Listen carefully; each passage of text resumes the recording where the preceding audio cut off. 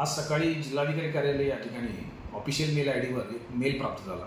त्यामध्ये जिल्हाधिकारी कार्यालय या ठिकाणी बॉम्ब ठेवलेला आहे आणि तो 3:30 वाजता त्याचा स्फोट होणार आहे अशा स्वरूपाची माहिती होती. या अनुषंगाने आमच्याकडे माहिती प्राप्त झाल्यानंतर जिल्हाधिकारी कार्यालयातील सर्व अधिकारी आणि कर्मचारी यांना सूचना देण्यात आल्या, त्यांचं सहकार्य देण्यात आलं आणि त्यांना त्या ठिकाणाहून बाजूला सुरक्षित ठिकाणी हलवण्यात आलं. संपूर्ण जिल्हाधिकारी कार्यालय, त्याच्यासोबत असणारे प्रशासकीय इमारती याची परिपूर्ण BDDHच्या मार्फतीने चेकिंग करण्यात आली, HHMDच्या मार्फतीने चेकिंग करण्यात आली, परिसरसुद्धा त्यामध्ये चेकिंग करण्यात आला.